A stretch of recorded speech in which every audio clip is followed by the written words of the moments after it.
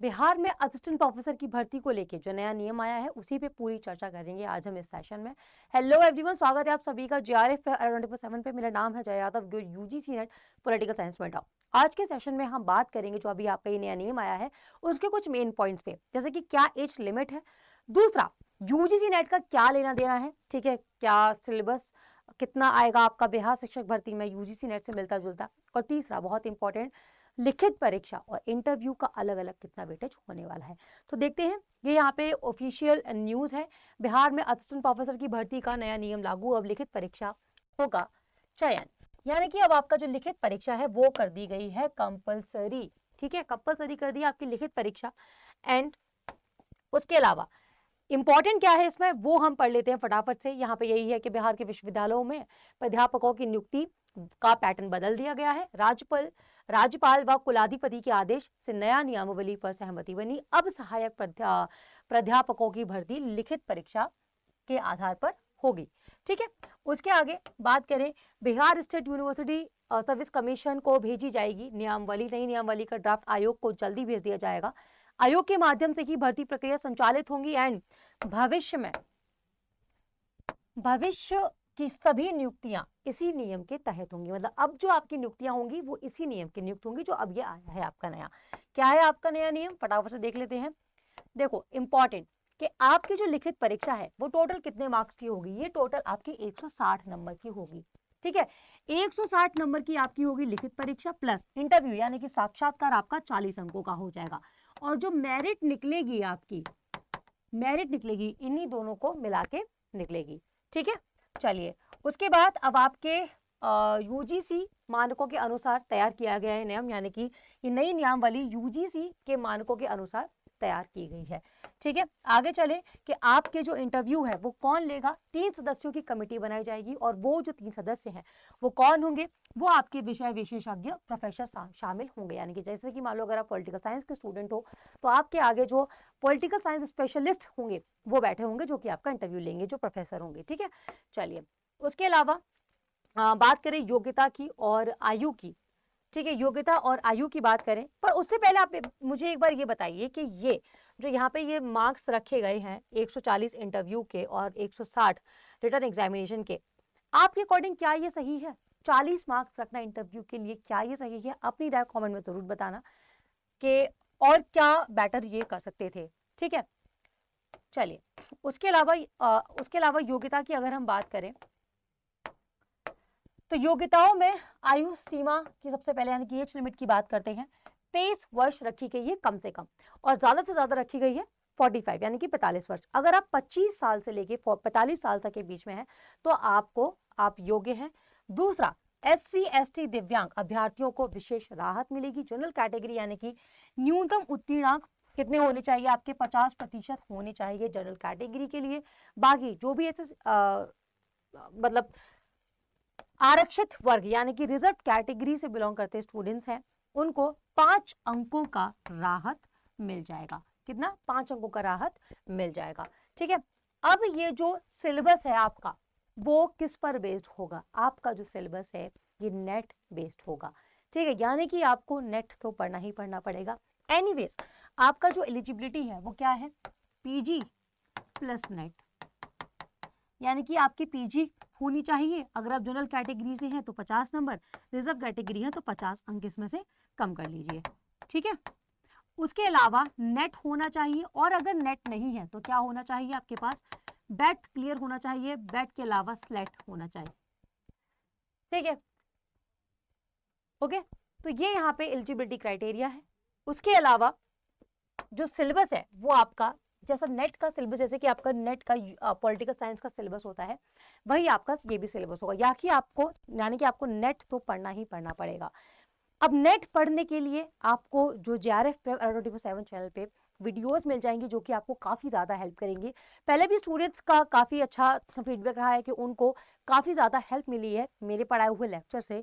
उसके अलावा आपको डिटेल में पूरी की पूरी प्रिपरेशन करनी है, क्योंकि देखो आपका जब एग्जाम होगा उससे पहले आपका यूजीसी नेट का एग्जाम है जून 2026 को। बहुत अच्छी बात रहेगी कि अगर आप नेशनल एलिजिबिलिटी टेस्ट को आप पास कर लेंगे, यानी कि यूजीसी नेट को आप क्लियर कर लेंगे। ठीक है, और यहाँ पे क्या होगा, क्योंकि अगर सिलेबस अलग नहीं है, नेट पर ही आधारित है, तो जब आप नेट के लिए पढ़ेंगे तो ये तो मान लो आपके लिए बिल्कुल मक्खन हो जाएगा, मतलब आपके लिए बहुत इजी हो जाएगा इस एग्जाम को क्वालिफाई करना, ठीक है।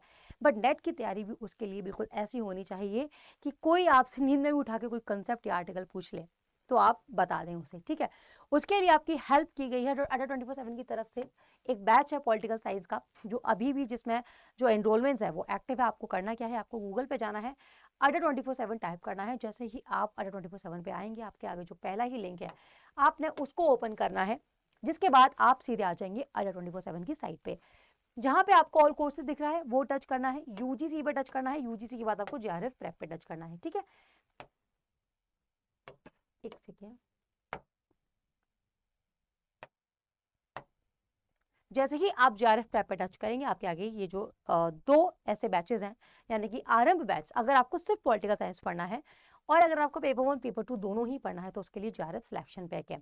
अब आरंभ बैच में और जेआरएफ सिलेक्शन पैक में दोनों में ही पॉलिटिकल साइंस मैं पढ़ाऊंगी। इस बैच में इतना खास क्या है, आपको जो पूरा कंटेंट है वो PYQ बेस्ड करवाया जाता है। एंड दूसरा, जो भी अच्छी बुक्स हैं जहां से नेट क्वेश्चंस पूछता है उस पर बेस आपका पूरा का पूरा कंटेंट रहता है, यानी कि आपको ये टेंशन नहीं लेनी है क्या पढ़ना है, कैसे पढ़ना है, कितना पढ़ना है। उसके अलावा कंसेप्ट इतना डेप्थ में समझा दिया जाएगा जिससे कि आप रिटन आंसर भी जो आपका बिहार असिस्टेंट प्रोफेसर की भर्ती के लिए बहुत काम आएगा, ठीक है। इंपॉर्टेंट फैक्चुअल इन्फॉर्मेशन दी जाएगी जो कि आपके उधर आंसर राइटिंग में जो मार्क्स हैं वो बढ़ाएंगे, ठीक है। तो ये जो बैच है एनीवेज आपकी नॉलेज को उस लेवल का कर देगा कि फिर जो बिहार असिस्टेंट प्रोफेसर की भर्ती है वो आपको एक इजी टास्क करने लगेगी। आपको करना क्या है, आपको जो भी बैच परचेस करना है पेपर 1 पेपर 2 या फिर आरंभ बैच, ठीक है, क्योंकि मैं कहूँगी जून 2026 वाला टाइम जो है वो उसमें भी आप जरूर दें। अप्रैल में अभी जल्दी फॉर्म्स निकल जाएंगे जून 2026 के लिए, उसमें आप जरूर से पार्टिसिपेट करें, ठीक है। तैयारी तो आप कर ही रहे हैं, क्या है एग्जाम देने में, ठीक है। और डेडिकेटेडली कीजिए, ऐसे कीजिए कि ये जो अटेम्प्ट है आपका आखिरी अटेम्प्ट है, कोई ट्रायल अटेम्प्ट मान के नहीं कीजिए, फिर तो आप नहीं कर पाएंगे। पहले ही आप सोच के बैठेंगे, ये ऐसे मान के बैठिए कि आपकी जिंदगी का आखिरी अटेम्प्ट है ये, ठीक है। जरूर ये जो 2 महीने भी रह गए हैं ना, जो आपको मैंने पढ़ाया वो पढ़ लिया, हो जाएगा आपका, ओके। चलिए, उसके अलावा आपको क्या करना है, मोर ऑफर्स पे जाना है। अब डिस्काउंट तो चाहिए ही, तो उसके लिए आपको मेरा जो कूपन कोड है YT53 वो यहाँ पे लगाना होगा। YT53 टाइप करके आप अप्लाई करेंगे, आपको जो डिस्काउंट है लगभग 80% इस बैच पर मिल जाएगा। अब ये जो बैच है ये आपको सिर्फ 2 महीने के लिए नहीं मिलेगा। आपका मैं इतना पैसा खर्च करूँ 2 महीने के लिए नहीं, इसकी जो वैलिडिटी है ये 3x रहने वाली है, यानी कि 3 साइकिल तक के लिए। ये जून वाला साइकिल, दिसंबर वाला साइकिल, फिर 2027 में जून वाला साइकिल के लिए, ठीक है। तो आपके पास एक्सेस रहेगी ही रहेगी। पहले यूजीसी नेट के लिए पढ़ते रहना, फिर बिहार शिक्षक भर्ती के लिए पढ़ते रहना, ठीक है। शिक्षक भर्ती नहीं, सॉरी, असिस्टेंट प्रोफेसर की भर्ती के लिए पढ़ते रहना। तो यहाँ पे सबसे अच्छा बात ये है, और बाकी YT53 जरूर अप्लाई कर लेना क्योंकि इससे आपको एक्स्ट्रा डिस्काउंट मिल जाएगा। अब ये जो प्रिपरेशन है इसको देखिए सीरियस होके करना। आपको जो जिससे पढ़ना है आप पढ़िए, मेरा पढ़ा हुआ समझ आता है तो मुझसे पढ़िए, और अपने सपनों को थोड़ा सा इंपॉर्टेंस दीजिए और उनके प्रति थोड़ा सा सीरियस हो जाइए, क्योंकि आज ये जो टाइम है ये बहुत ज़्यादा इंपॉर्टेंट है। मैं हर बार बोलती हूँ, आगे जब अपने साथ वालों को अपने से आगे देखोगे या फिर ऐसे लोग जो आपको लगता है कि आप उनसे और बेहतर कर सकते थे, आप उनको अपने बराबर पाओगे तो बहुत दुख होता है, और वो दुख आपको फ्यूचर में हो। इससे अच्छा आज आप अपना बिल्कुल सब कुछ खो के मेहनत कर लीजिए। अब ये जो टाइम है बहुत इंपॉर्टेंट है, अगर आप आज नहीं समझ रहे हैं तो आपको आगे जाके, ट्रस्ट मी, पर्सनल एक्सपीरियंस से बता रही हूँ, इतना रिग्रेट होने वाला है कि आपको कोई चीज़ फिर सुकून नहीं देगी। बाकी आपको जो हेल्प मुझसे चाहिए as a mentor, as a guider, मैं आपको दूंगी। आप कमेंट सेक्शन में बताइए कि आपको क्या हेल्प चाहिए, आपको किस टाइप से सेशन चाहिए। और उसके अलावा आप मेरा जो टेलीग्राम है उसको भी आप ज़रूर ज्वाइन कर सकते हैं। टेलीग्राम में आपको यहाँ पे लिख देती हूँ। टेलीग्राम पे आपको जो भी मैं पढ़ाती हूँ यूट्यूब पे फ्री लेक्चर्स उनकी PDF मिल जाती है, एंड उसके अलावा इंपॉर्टेंट क्वेश्चंस की प्रैक्टिस भी हम टेलीग्राम पे कर लेते हैं। आपको क्या करना है,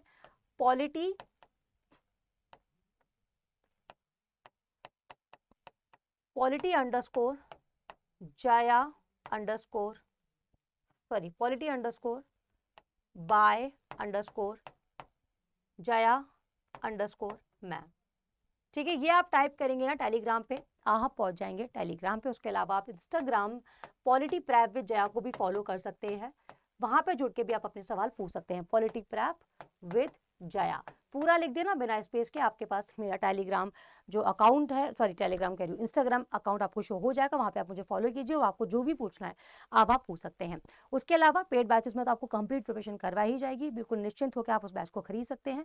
YD53 जरूर अप्लाई कर लेना। ओके, बाकी अपनी प्रिपरेशन अच्छे से कीजिए एंड देखते हैं आगे क्या होता है। जल्दी ही आपको और भी जो जानकारी है वो मिलती रहेगी, और उसके लिए आपको JRF पे 24/7 जरूर सब्सक्राइब कर लो कि जो आपको जो भी जानकारी है वो आपको टाइम से मिल जाए। Thank you.